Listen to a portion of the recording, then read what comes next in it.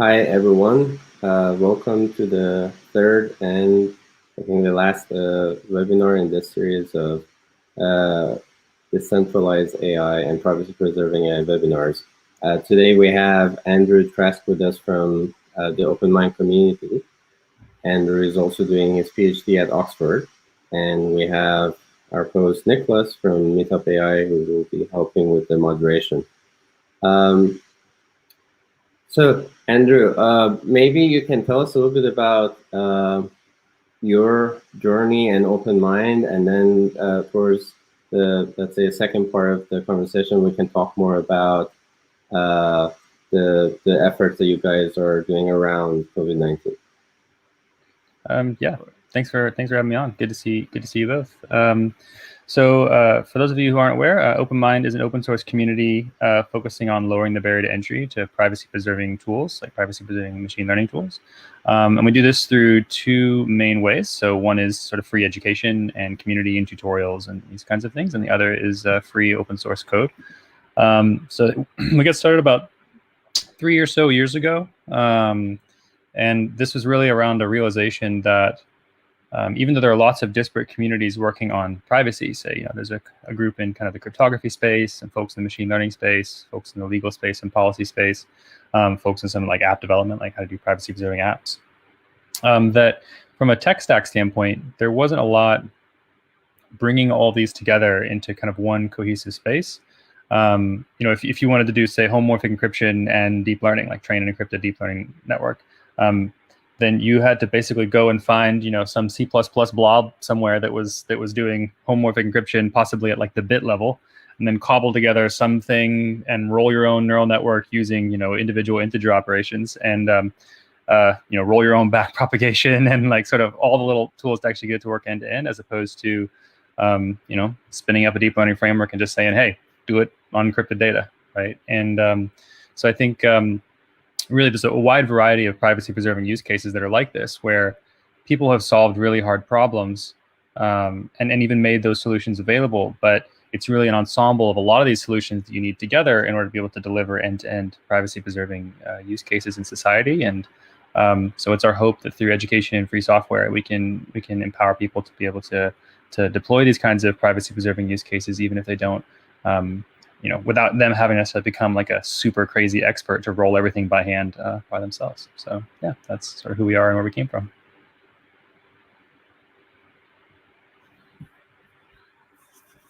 Oh, I think I lost your audio for some reason. I was on mute. Sorry, I forgot to unmute myself. So no, I wanted to ask more specifically about, let's say, would you say the topology of OpenMind, like the set of tools that you've built, and the ones that you think would be more relevant for, beginners to start with? So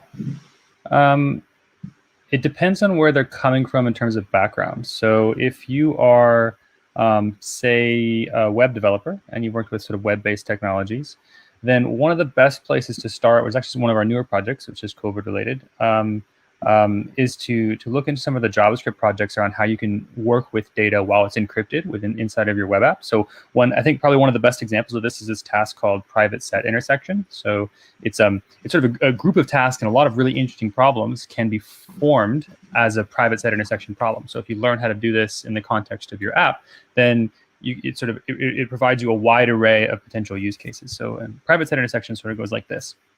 Let's say that you have a set of objects and I have a set of objects, and we want to be able to figure out if either of our groups are the same, right? So maybe you have like a list of names and I have a list of names. We want to figure out if there any overlap. But I don't want to send you my set and you don't want to send me your set, and we don't want to give it to someone else to figure out the list of names. We want to do something together where we can figure out what we have in common without necessarily sending it directly to each other. And there's a JavaScript library that you can go check out that's happening in the OpenMind community. That's just, I think it's psi.js is the current name. And it seeks to make this possible, where it's possible for sort of two users. This could be a server and an app, or a server and a client, or this could be two clients. This could be two servers, like two Node.js servers, that can perform this calculation in a way that you can tell whether two sets of things are the same. And I guess, I don't know if we want to pivot already to the second half, we'll talk about a bit and how this actually can be quite useful for apps such as like contact tracing and these kinds of things to help preserve privacy. But it's a really good general purpose tool. It's the kind of thing where there's lots of under the hood approaches that people are doing to optimize this and make it really fast. But as far as like a good place to start, if you're a JavaScript developer, then like that would be a good place to start. Now, if you're a machine learning person, there are other sets of tools you could start with. So I would recommend jumping into a tool that we're working on called PySift. That if you're familiar with deep learning frameworks like PyTorch and TensorFlow, you can say take a PyTorch tensor and basically transform it into an encrypted state and still use PyTorch on top of it, right? So I can take a neural network and I can encrypt all the weights and still do training or prediction, or I can take a data set and put it into an encrypted state and still train and predict on it. And so, yeah, I think really just playing around with some of the tutorials is probably the best place to get started. So in PySift, in the GitHub repository, which I guess I can drop a link to real quick, you'll find a folder called examples. Inside the examples, someone shared it actually. Oh, you shared already? Oh, perfect. Yeah. I think we have a lot of people who are somewhat familiar with OpenMind already. So I think the flow right now is great. So if we could talk about different developers, machine learning people who are maybe just familiar with cryptography, but then not machine learning, and the normal Web2 programmers, what are the entry points for them? Yeah, so if you're familiar with cryptography and want to participate in OpenMind, it's my great hope that we are putting together libraries in such a way where cryptographers can focus on solving hard cryptography problems. And when they do so, that sort of the rest of the infrastructure can automatically inherit their solutions and find them into deployments really quickly. So for example, like we have sort of high-level private set intersection libraries, right? And so if you have a new, faster approach to private set intersection, like I think we just added one that's inspired by the new one based on homomorphic encryption or partially homomorphic encryption, then the people who are sort of using the high-level interface of private set intersection, they just got an upgrade. They did, yeah. They just but they don't necessarily have to worry about the low-level stuff. If you improve, with a better algorithm, with a published paper or something like that, all of a sudden everyone does a version update, and all their private set intersection around the world is faster and more secure and all these kinds of things. And your invention has found hundreds, if not thousands of, maybe someday millions of users, but without having to necessarily go and do all the enterprise deployments and all this kind of stuff. You can just focus on solving really interesting and hard problems. Same thing on the deep learning side. So in PySift, we try to make it so that all of our encryption algorithms are packaged as a tensor type. So that's sort of one of the design principles of the SIFT ecosystem, is that sort of everything is a tensor. So because lots of people will know how to use tensors to do interesting things like deep learning and machine learning, but under the hood, when I add two tensors together, it can execute some sort of protocol that does a zero-knowledge proof verification of the addition, or uses homomorphic encryption to actually perform it, or secure multiparty computation to perform it, or perhaps it even just keeps track of like your differential privacy leakage if you were to publish the result, like this kind of thing. So because everything on the deep learning side is baked underneath these tensors, it gives cryptographers sort of a place to go to work on really cool cryptography problems that have the potential to be automatically inherited by a much wider ecosystem of applications that are consuming them. Could you maybe tell us who's responsible at OpenMind, or if there's a team that people could directly go to? Yeah, sure. So there is a wide variety of development teams and community teams that do a lot of great stuff. And just for context on how teams work inside of OpenMind, so they're commonly a mix of people who are volunteers and who are sponsored through one of our grants. For cryptography-based things, there's I guess 2 or 3 teams that you might be interested in. So one is one of our older teams, which is called the Crypto Team, and that's led by Theo Riffel. And you can find information about him and their team on the blog. I believe there's a place to apply on the blog. You can also go to github.com/openmind/roadmap, and you'll see a big list of all the teams, and you can click into each folder for each team, and it'll have a place where you can apply to join that team. Ones that are doing quite a bit of cryptography at the moment are the Crypto Team, the Differential Privacy team, so the DP team. Actually, they like to use the word DP because it, I think it had several different interpretations. One was like deep privacy, and then also differential privacy. So I think they're intentionally kind of trying to represent both of those. Also, the The security and identity team is doing quite a bit with like self-sovereign identity and zero knowledge proofs and this kind of Adam, thing. right? Yeah, Adam Hall. Today. Adam Hall is great. I saw his huge kind of virtual whiteboard, the mind map with all this stuff, and it was mind blowing. So. Yeah, Adam's quite gifted on putting together really great visualizations for where the roadmap is to be. Which I got to say, if you're working in a distributed team, that's a really nice thing to have in a team leader for being able to convey kind of vision on paper like that. So yeah, lots of great activity going on. I think those are kind of 3 groups that are pushing pretty hard on cryptography at the moment. There are also some project-based teams that are sort of sprinting on more COVID-specific projects that are often consuming or have some overlap with these sort of longer-term dev teams. But yeah, if you're looking, hop in. So I see Madeline Mamliano just dropped the link to the roadmap README. Yeah, I highly recommend checking that out. Also, in the high-level README, there is like our kind of 2020 roadmap as well, if you're just curious on where we're going. Mm-hmm.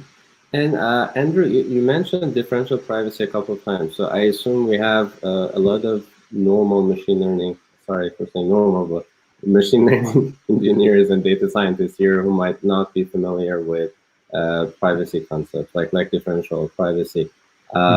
This, and also if there are any other approaches that you're working now, just let me know. Yeah, so the place to start talking about what privacy-preserving technologies are for and these kinds of tools is first to recognize what the goal of privacy technologies are in general. So I guess maybe my favorite way to start this conversation is sort of to say that privacy is actually trivial. Like, it's really easy. You just delete all of your data and you have perfect privacy, right? And so everyone has a perfect privacy mechanism built right into their keyboard just for them. But it turns out that's not what actually people want when they say they want privacy, right? Because the truth is, what they really want is they want all the utility from their data without necessarily the risk that it could be spread somewhere else. And so there's this new philosophy that I think is trying to get a bit more at the specifics of what we want with privacy called structured transparency. And structured transparency separates the privacy problem into 2 parts, which also defines the relationship to how tools like differential privacy are interesting. So sort of part 1 is called sort of the ideal information flow or optimal information flow, where you're trying to say, okay, given the world, like, who do I want to know what and when? In like a perfect world, if I could do anything with information right now, I could just wave my magic wand and say, you now know this, right? What would I want that information flow to be? And once you specify this, given a perfect world, it's usually quite an eye-opening experience to the extent that, when you go to the doctor, I think this is a really good example. So when you go to the doctor, you might think that the optimal information flow is that I want to spread, like give some information to the doctor, and the doctor goes and talks to the nurse, and then goes and talks to the test result person, and then they confer together, maybe consults another statistician, and then the information flow eventually makes its way back to me, and I learn what step I should take next to be healthy. But this is not the optimal information flow. The optimal information flow is I learn one fact, what I need to do to be healthy.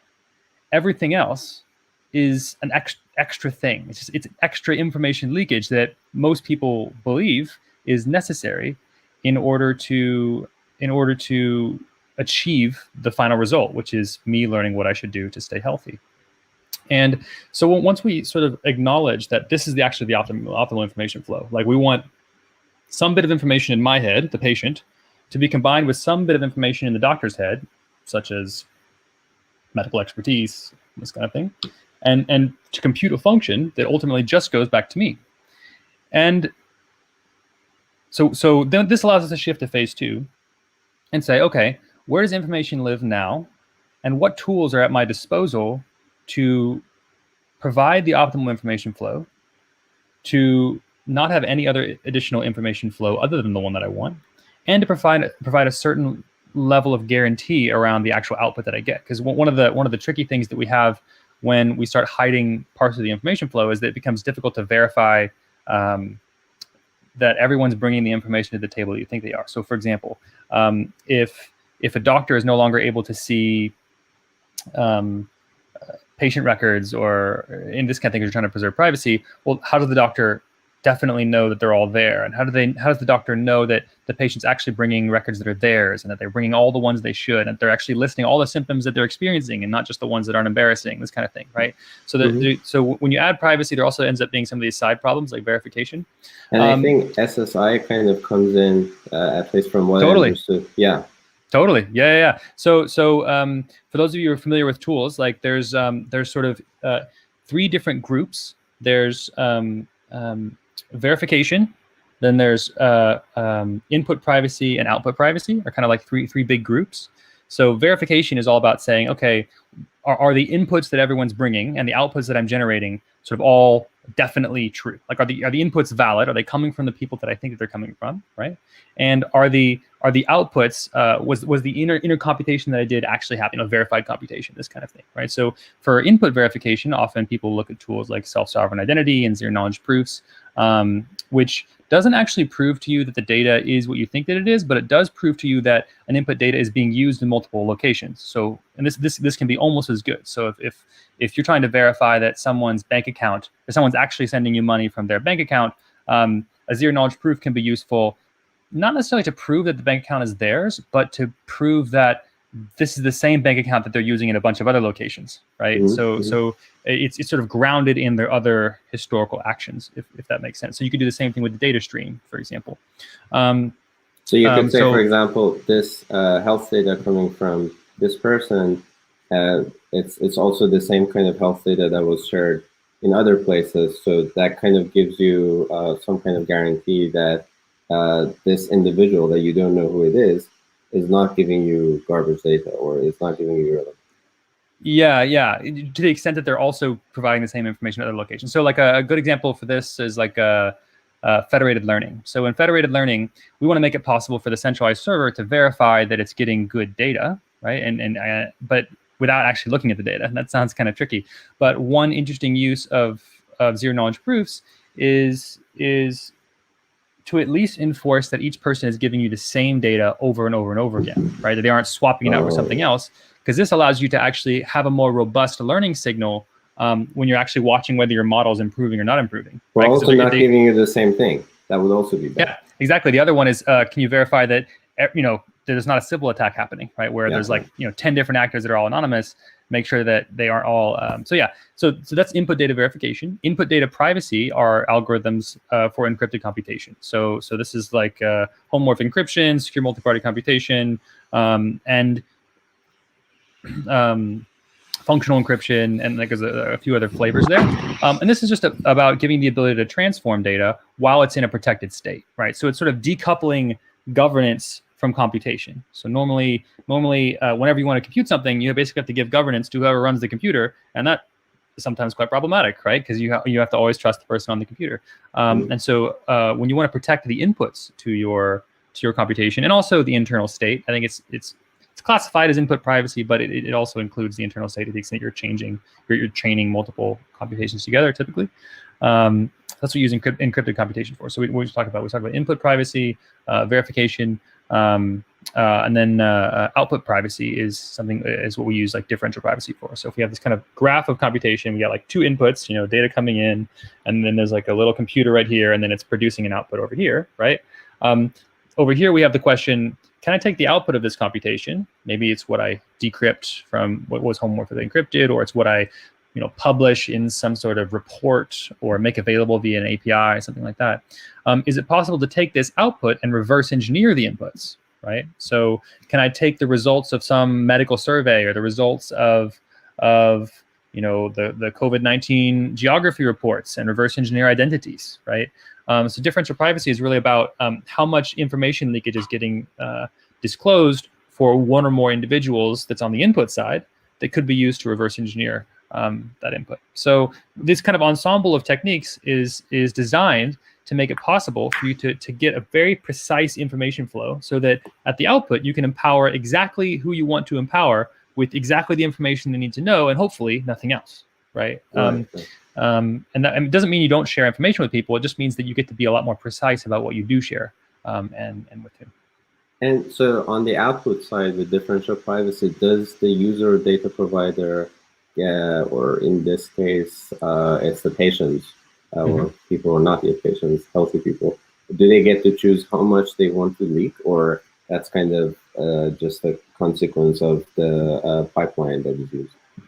Great question. So it depends on how you set it up. So there is another aspect to structured transparency, which is kind of like, where do your consent mechanisms sort of live, right? And the maximum amount of protection, so the maximum amount of consent for individual data participants, is called local differential privacy.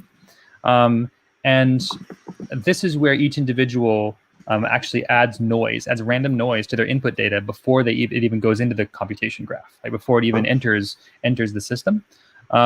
This obviously adds a lot more just raw entropy to the whole computation and can affect the output accuracy quite a bit more. However, the benefit is that you get this sort of added protection of privacy. Like, you don't even have to trust the centralized computer. You don't have to trust the consent mechanisms for who has control of the output of the computation, because your information is sort of already protected. In terms of, but the other flavor, which is output privacy for differential privacy, means that I just now sort of started talking about how differential privacy works. Differential privacy adds noise to data to sort of obfuscate individual points.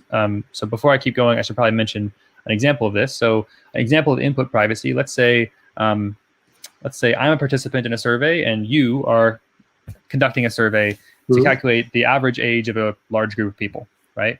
So we could all trust you as a database owner and send you all of our ages, and then you average them up and produce that statistic, okay? But if we wanted to instead do local differential privacy, I might take my age, which is 29, and I would add a random number to it. Let's say a random number between -50 and 50, something that's average. We sample from a distribution with mean 0, right? And so I might send you the number -10. Okay, and then you'd take that, and everyone else in the whole population would do the same thing. They would add to their number some random number that has a mean 0 distribution, and so each individual data point wouldn't necessarily convey private information about an individual. My age is clearly not -10.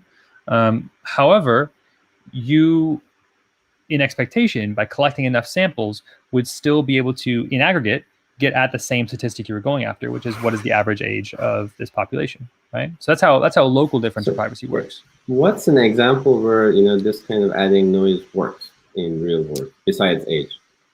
Besides age, so there are various statistics. So differential privacy is almost always about an aggregation over a large number of entities, right? So that's the general setup. So Firefox uses this in its browser for a variety of things. I think it uses it to protect URL autocomplete. I believe it's using autocomplete, and it's also using like background statistics. Also, there's a paper, or actually a report from Apple that says they use this quite extensively in a lot of their sort of operating system level statistics. So they can gather statistics from lots of people that are using devices without necessarily compromising the privacy of any in particular user. So yeah, lots of there are some very large scale. Right? What do you say? It can work with location. It's a bit trickier, but it can work with location. And so in that sense, you could think of it like the goal is to reveal a heat map of population density without revealing the exact location of individuals, right? And you want to have some formal upper bound on the possibility that one person could say, look at the output of a traffic app and reverse engineer the journeys of individual cars. If that's a good example. That's kind of maybe what the MIT SafePath team meant with blurring. When they said blur, that's what they meant. Most of the time when people talk about blurring data for the sake of privacy, they are giving an intuitive adjective to describe what differential privacy does, hopefully. Sometimes people say anonymized data, and that usually just means like erasing bits and hoping that it works. I think anonymizing data doesn't really work to the extent that I haven't even paid attention to it for a long time. I just realized it doesn't work, but that doesn't work. Yeah, so most of the cases in like news media that they say anonymized data, usually after like 3 to 6 months, there's another article. Oh shit! Yeah, so that's just journalist future planning, right? No, so yeah, anonymized data is widely known to be ineffective. So I think the most famous case is the Netflix prize. So if you're familiar with, remember the Netflix Grand Challenge, where it's a big machine learning competition where a bunch of machine learning experts competed to build a really great movie recommender.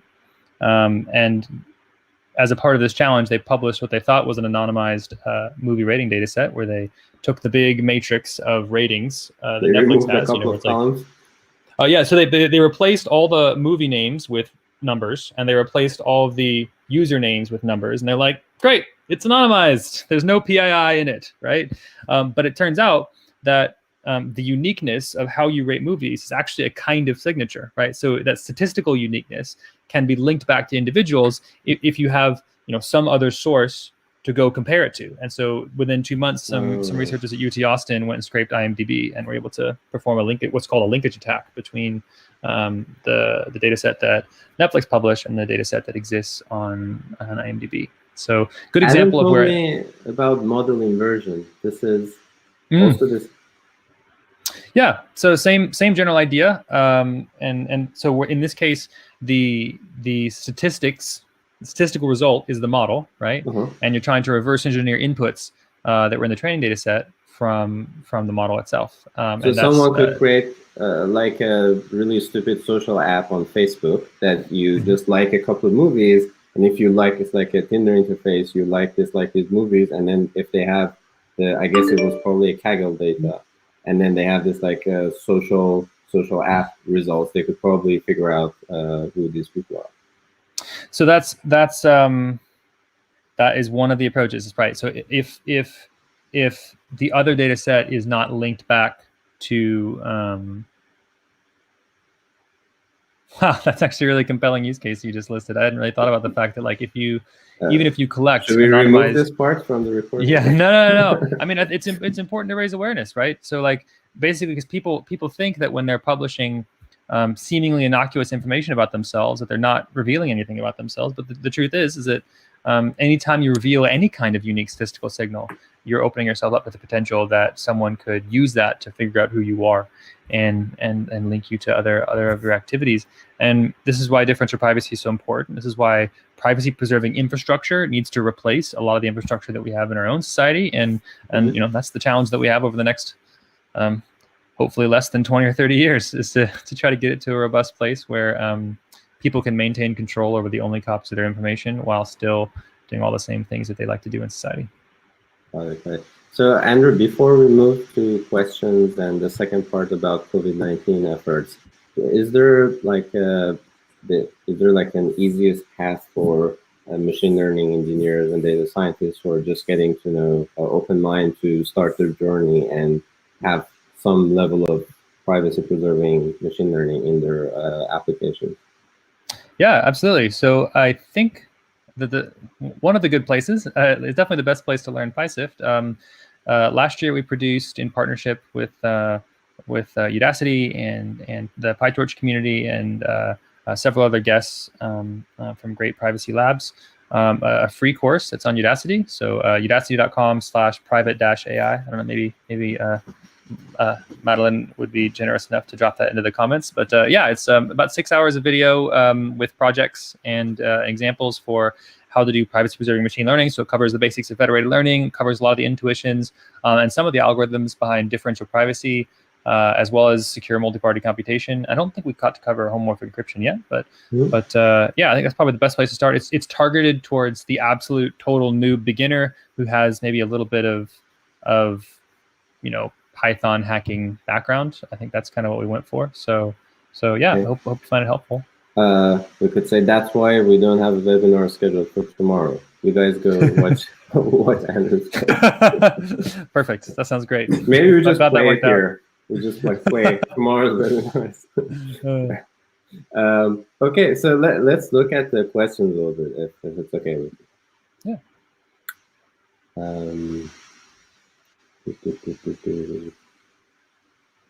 So I'll ask this one from Nicholas. In times of crisis like ours now, sorry, do you believe that we give up a certain amount of privacy, or do we make do with the tools available now? So whether we will or won't give up any privacy is unfortunately not my call. Well, maybe fortunately, I don't know, depends on who you are, I suppose. However, from what I can tell, most of the things that people want to do can be done in a privacy-preserving way. So there are some really awesome algorithms that have been proposed in relatively fast timelines for everything from contact tracing to, calculating statistics for how many people are experiencing symptoms and all these kinds of things that can be done in a perfect or near perfect, if it's okay to use the P word, and that's kind of scary, privacy preserving approach.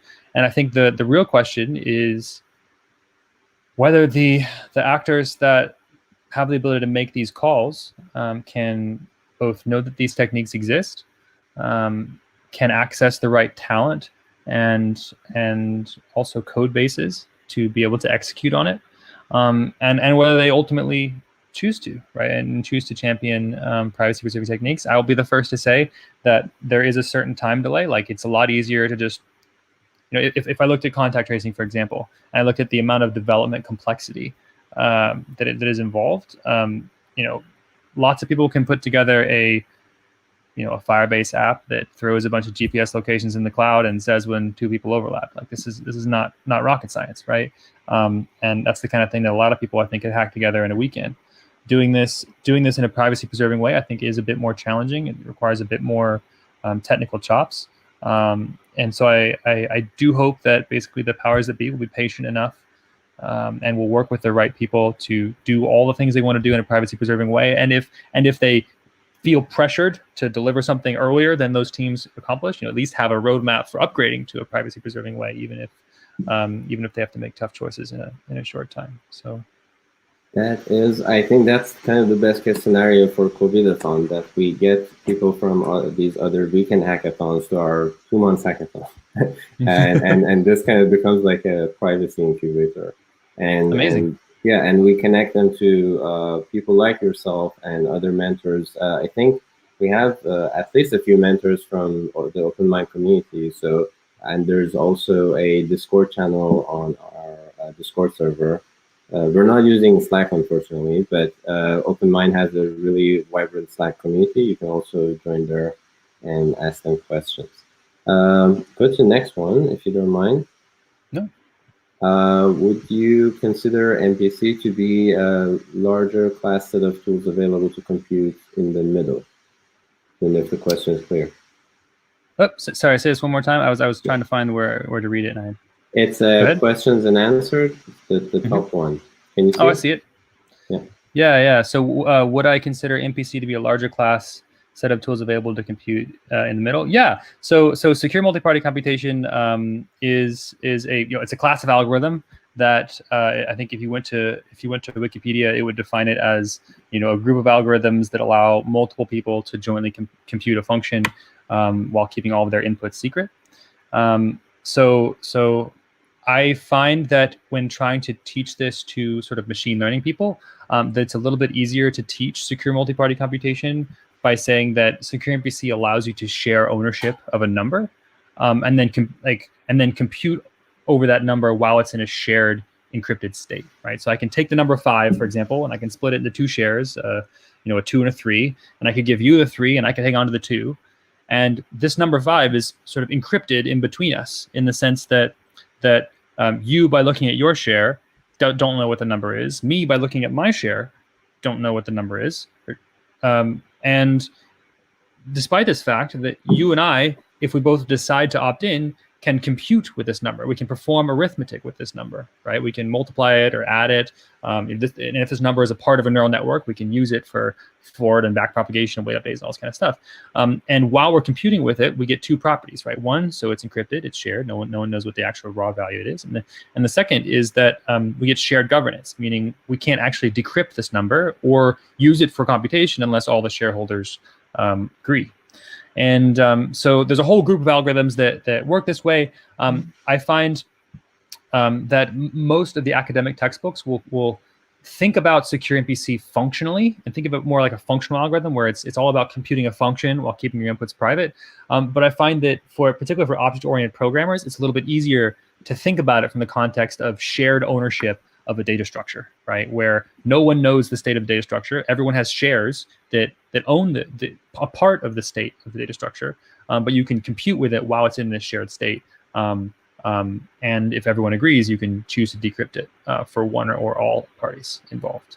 A new question from my side. So the fact that this is shared is because it comes from multiple parties, and then like you kind of put it together and everyone computes on the whole data? Say it one more time.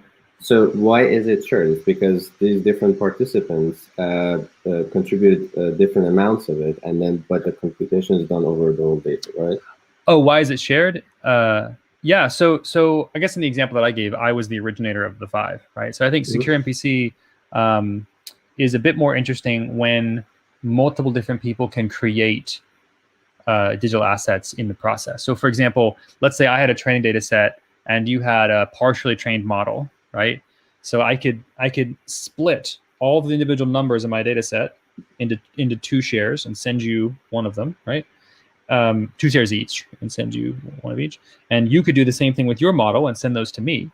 And then we could continue to train a model while it's in an encrypted state. And all of a sudden, this new digital asset is shared between the 2 of us, right? Because each one of its parameters, each one of the numbers inside the model that is now smarter than any model that someone else had, right, is under our joint control, right? Because neither of us knows the values of the model, despite the fact that together we are able to use it. Does that make sense? Yeah. I guess this would make a lot of sense in the healthcare scenarios, right? Yeah, it seems like I mean, there's a lot of different industries that can benefit from more granular access and more granular controls around data and computation. But the most obvious first ones are healthcare and finance, I'd say, and those are the ones that I see leaning into these technologies the earliest. Okay. So if we could go to the next question, I could also invite some people to screen. If people want to do it, just write in the chat. What are the efficiency and accuracy considerations of privacy-preserving algorithms? That's the first part. And then that is how much extra computation power is needed? What loss of significance could there be in results? Great question. So with privacy does come a trade-off of either accuracy or performance, or both. And this is true for all the techniques that I said, and the trade-off is different for each of these techniques. So for example, if I were to do differential privacy, and I'm adding, we'll go back to the age example where we're calculating you're going to calculate the age of a group of people, and I'm adding random number to my own age. If the random number that I add to my own age is only between -1 and 1, right? And so the maximum that I could do is change my age from 29 to 30 or 28. I'm not really getting that much privacy protection from that, right? However, your final result is probably going to be quite a bit more accurate, right? To the extent that people aren't adding as much entropy to the system, and your mean is going to be much closer to the true mean. So a good example. That's a good example of the trade-off between the two. Unfortunately, it's difficult for me to give a one sweeping answer on exactly what those trade-offs are, other than to say that you could summarize the vast majority, if not all, of the research in privacy-preserving technologies to be focused on improving the trade-off between privacy, performance, and accuracy, right? And so if you think about this as like a 3-dimensional Pareto trade-off, the one of the biggest goals, probably the biggest goal, possibly one of the only goals of privacy enhancing technology research is to push those bounds for specific subproblems. One problem that you might be interested in is deep learning prediction. So I think the fastest encrypted prediction, so either predicting an encrypted model on a data set or running a data model over an encrypted data set, is a 13x slowdown over plain text. This is using a algorithm called SingularityNET that was proposed in May of last year. It might have been May of the year before. Yeah, so like 13x slowdown. So it's the kind of thing where, like, in a machine learning context, most things are annoying. Many things are still doable. I would say that for secure MPC, tends to be a bit faster than homomorphic encryption, with the exception of when you're working with phones where your network speed is really low latency. So that's another sort of just generally good guidance. And in many cases, the best trade-off between performance and accuracy and performance, accuracy, and privacy is some ensemble of these techniques, which is one of the reasons why we want to basically bake them into easy-to-use tools so you can sort of turn the knobs and tune them relatively easily to be the optimal for your particular use case, right? Because I mean, like how it's optimal can even change just based on network latency. Like if someone's phone switches from Wi-Fi to being not Wi-Fi, all of a sudden the optimal calibration might be different, right? Just because you're operating under different constraints. So hope that's helpful. I can't answer that question too directly, but maybe that gives you a bit of a feel for the problem. So it's kind of between 10 and 1,000 times. yeah, or worse. I mean, it depends on the task again. Okay. Yeah, it depends wildly on the task, but yeah. Got it. But I think in a lot of COVID-related applications, like you could compromise on speed because like humans do not move so fast. Like you could do it on historical data, and even if it takes like a week to compute, but you don't sacrifice anyone's privacy, and then you get the best accuracy, that could be okay.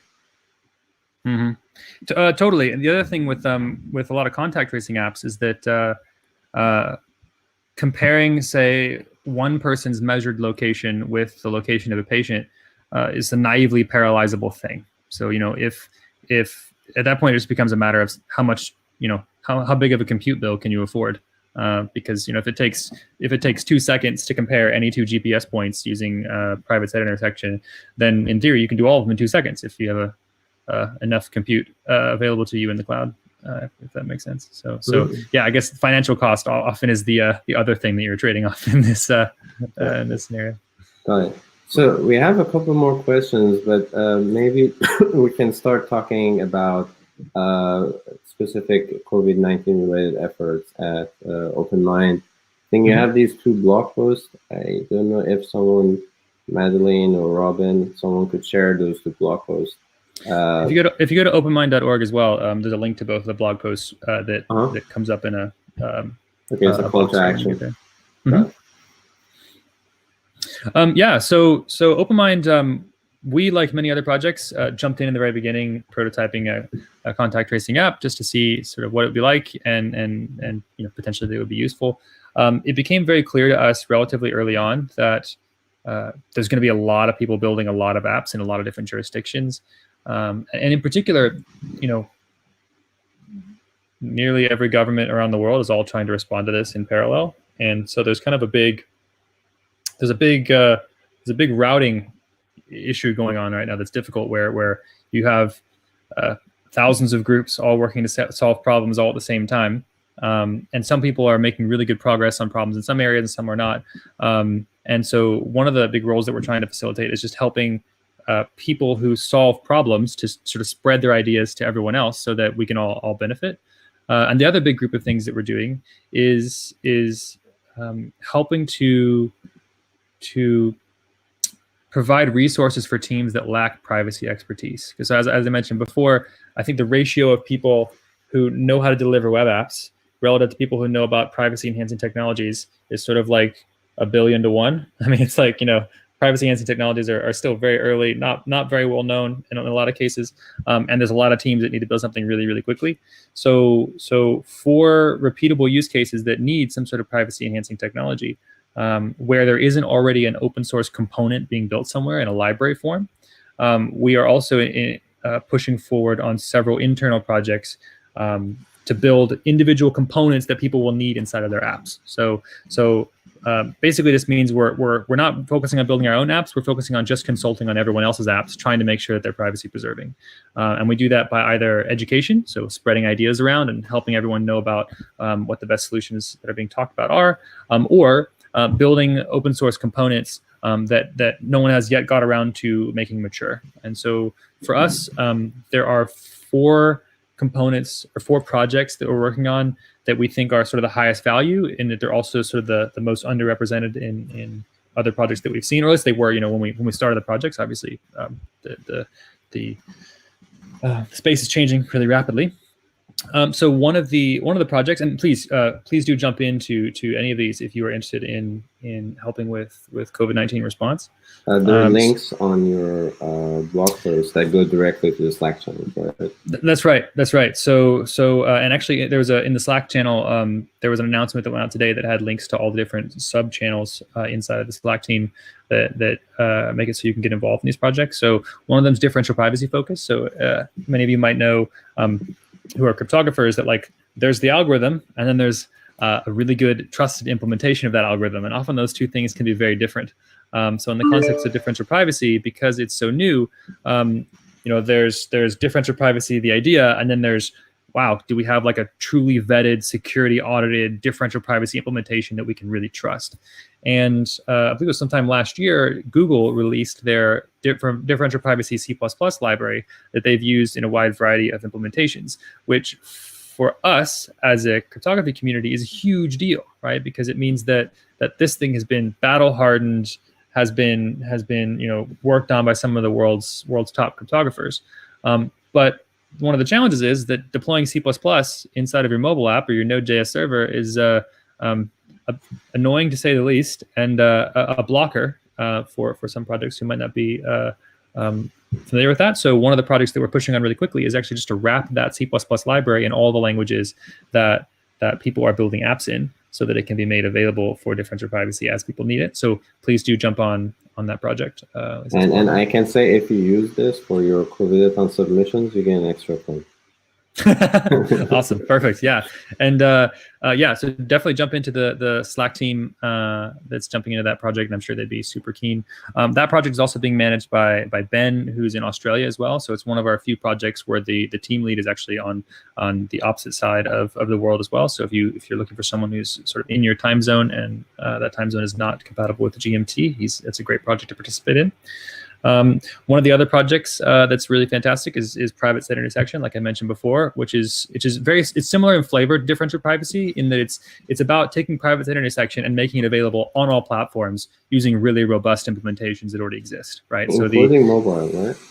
Yes, including mobile, actually, and especially mobile, to be honest. So the idea there is that there's a whole group of COVID apps that are doing one or more flavors of comparing data on the phone with comparing data that's in a server, and doing that without having to download data from the server or send all the data to the server requires something like private set intersection. So trying to make that as widely available and easy to use as possible is a big part of that project. Wait, does this also require the server side to be compliant with this? Do they also need to re-implement?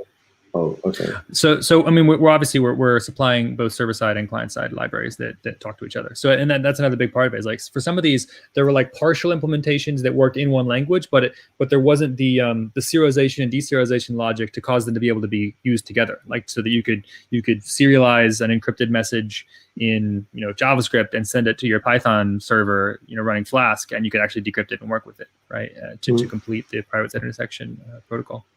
Mm-hmm. So what's number 3? You said there are 4. Yeah. So actually, and to be honest, there are also more than 4, and it depends on how many slices of these projects you're going to work on. So each of these projects have individual sub projects. So for everyone who's listening, if I don't call out your project by name, please don't get mad at me. But please try to route people as needed based on where effort can be most helpful. So another one of the projects is around mobile data scraping. So in a lot of cases, people have notional control over their own personal data, but usually it's sitting in some database somewhere, and often they need the ability to be able to pull it down to their own device, right? So you could imagine one of the most important use cases for this is enabling contact tracing employees who are actually doing sort of like standard real like epidemiological, not the contact tracing apps. I mean like contact tracing the sort of the medical exercise. And a patient wants to be able to remember every place they went for the last 2 weeks. Well, as it turns out, when they were going these different places, they were leaving a data trail everywhere they went. And so if you can make it possible for them to sort of pull down all of the breadcrumbs they left along, whether and that's their from providing different also. sources. I don't know if that's one of the projects that people are working on, but okay, that's a hackathon project. Is it? But yeah, so the idea here is to make it easy for people to access their own data, right? By being able to pull it down to their own devices. And that's a massive effort from the context that, like, you know, if I wanted to be able to construct the full profile of everywhere that I've been using all of my sort of digital footprints, I mean, there's a lot of different sources that I would want to be able to pull in, because you don't want to miss anything, right? You want to make sure that, oh yeah, that's right, I went to the gas station or wherever else, right? And it can be difficult to remember, when you're in the midst of a stressful situation, where you were, 1-2 weeks ago. So I wanted to also ask you, like, maybe the last part for a couple of questions, ideas for people to start working on as like end user applications.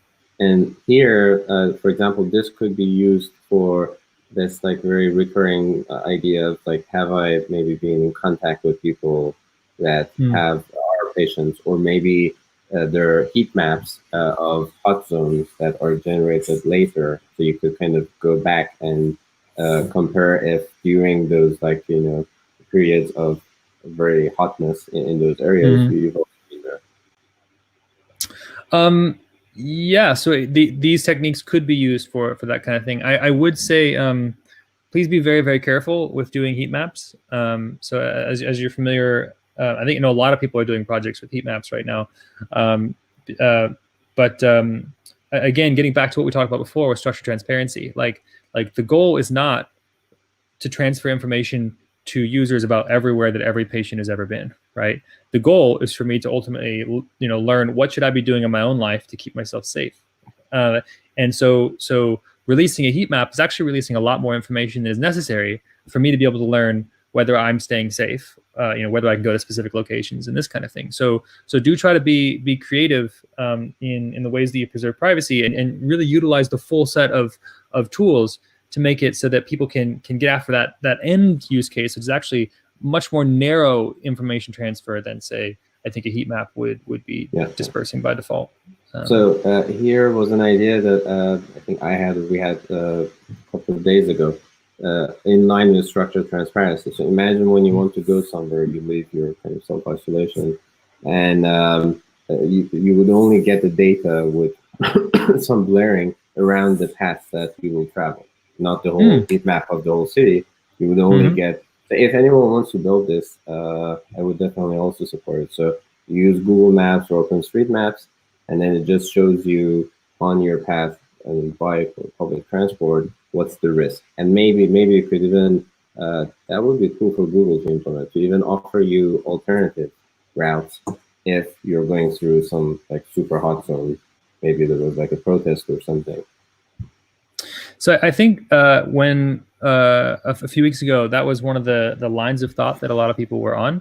One thing that's worth considering also is that it seems to be that people are contracting the disease more from person-to-person exposure, as in you happen to be standing next to each other, than, say, touching similar surfaces. So the notion of hot zones is it might be a little bit oversold. I mean, yes, you'll have a larger number of people that are around who have it. So like in that sense, I guess it's kind of a hot zone. But also, I think it's important to recognize that the primary transfer mechanism, best I can tell, and I'm not an epidemiologist, so please don't take my word for it. But from what I've read, it seems like people believe that most transfers are happening as a result of people standing next to each other for a few minutes and breathing on each other and that kind of thing.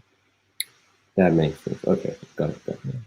So then don't spend too much time. And the last one of the 4 main lines of effort. Oh, yeah.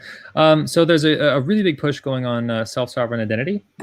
So for those of you who aren't familiar with self-sovereign identity, the idea is very akin to someone signing a piece of paper making a claim about you, right? So let's say that we'll talk about it in like a not COVID related case, just to explain what self-sovereign identity is all about. Let's say I want to go into a club, right? And if I'm in England, I need to prove I'm 18. If I'm in America, I need to prove that I'm 21. Normally, you go up to the bouncer at the door, and what does he need to know? So this gets back to structured transparency again, right? The bouncer needs to know am I older than a certain threshold, right?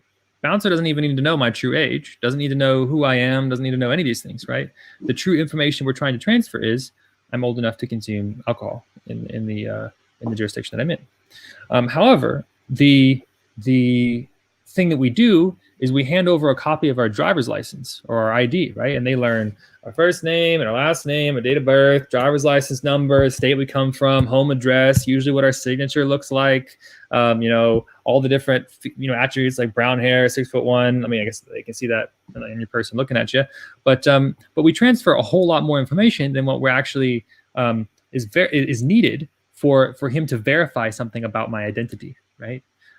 And so self-sovereign identity really builds on this idea that your identity is actually composed of lots of very specific claims and very specific attributes of yourself.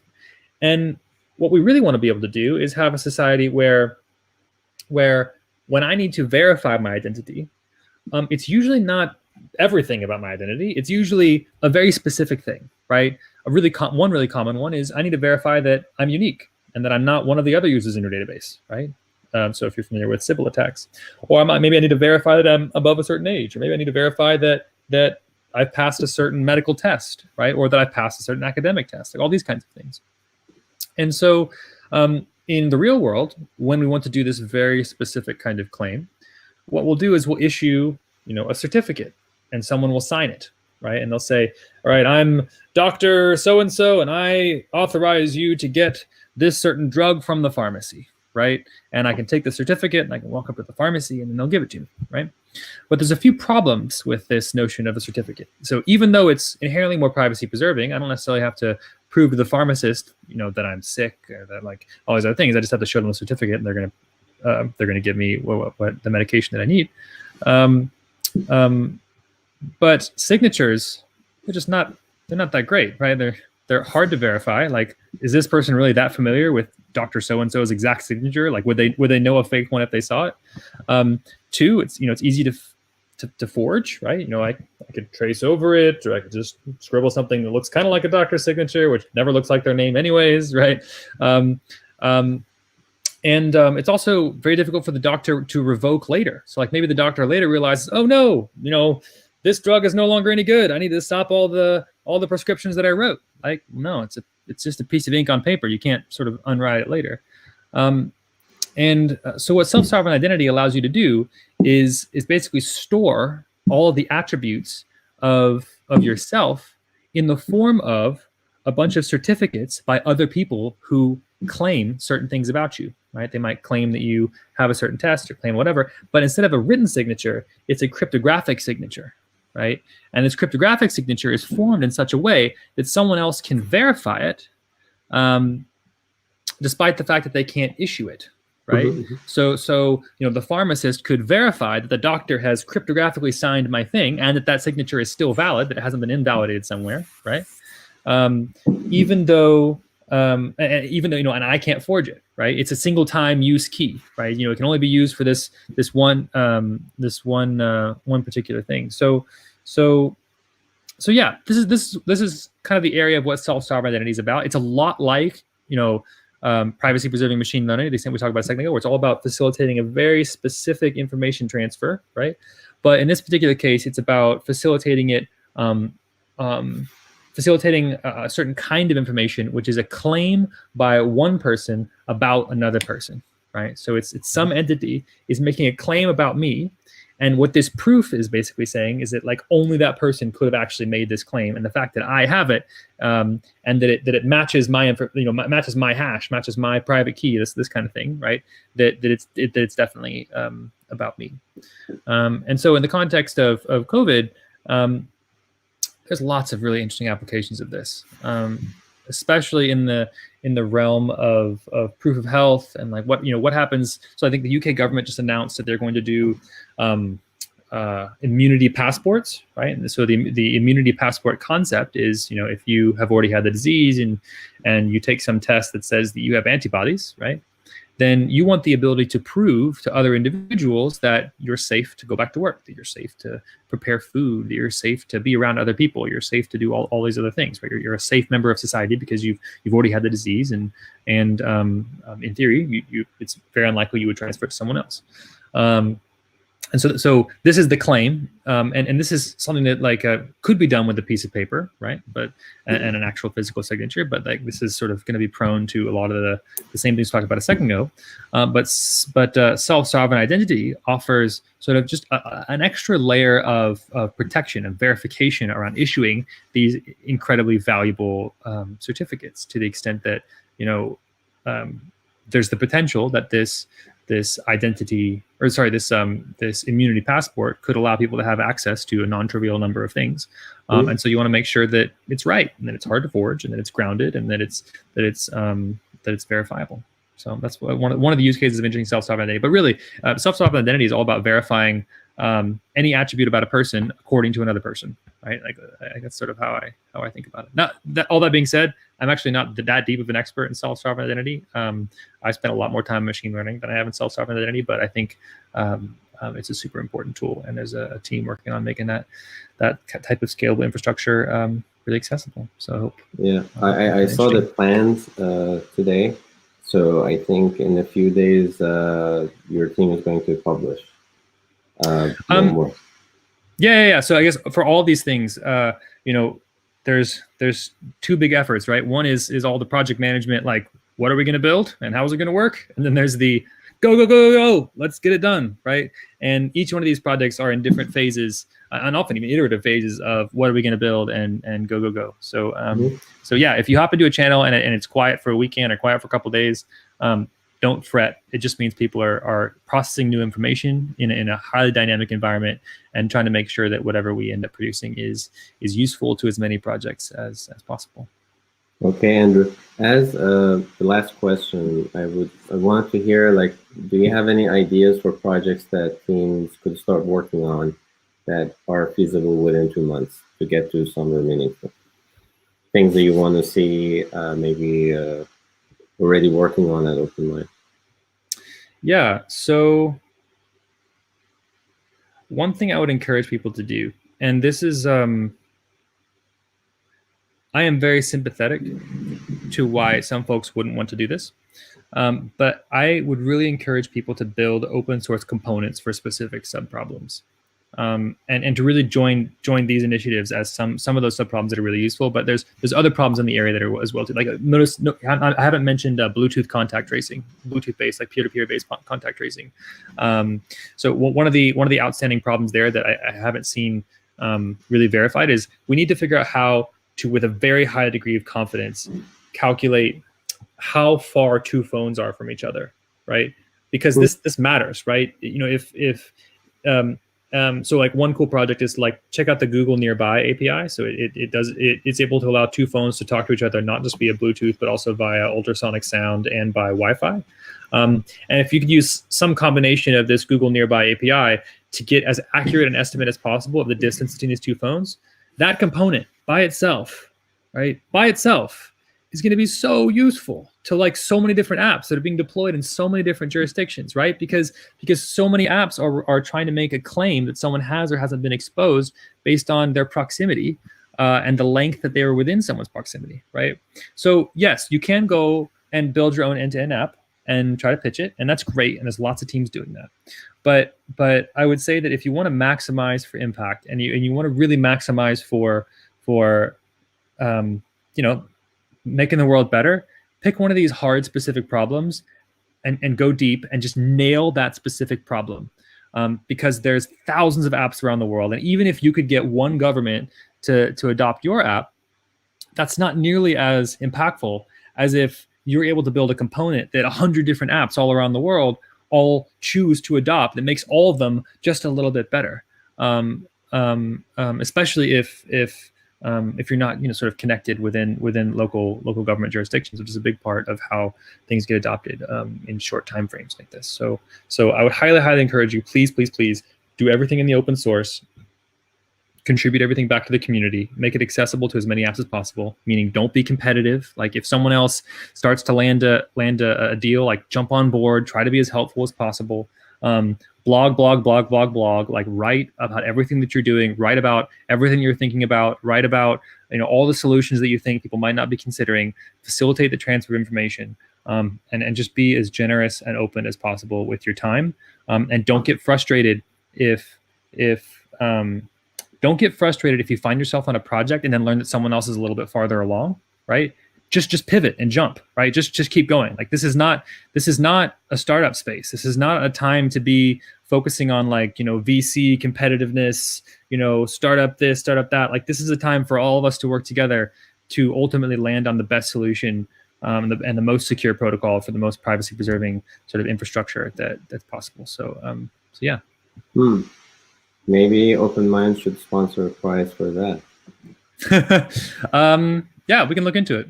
Yeah. But I would encourage our developers to exactly follow this approach. And one thing that we're doing at COVIDathon is we're using a tool called SourceCred that actually rewards people for being collaborative. It measures how much maybe you can run it on Slack. I don't think it's available yet. It's sourcecred.org. And it goes through all the Discord messages and GitHub libraries, and it looks at like how it's based on Google's PageRank algorithm, like a modified version of that. And cool. Yeah, so we're distributing prizes based on how collaborative you are. So if you create a library that's being used and starred by like thousands of people, that's amazing. You definitely win not just a prize, but also you'll get like much more adoption. Fantastic. That was the best, I guess, way to end this. Thanks to you, Andrew, for staying with us also a bit longer than 1 hour. And thanks to everyone for joining this webinar. You can go to OpenMind's community and also join us on DevPost. By the way, Andrew, if people work with you on your project, it's okay to also submit them to our hackathon and others, right? Sure. Yeah. Of course. Yeah. Please do. Oh yeah, and one more thing I wanted to flag, just to mention it. Look up Apple's Find My algorithm. There's a great Wired article. So Google like Find My, and then Wired. I don't know if someone wants to drop the link into the chat.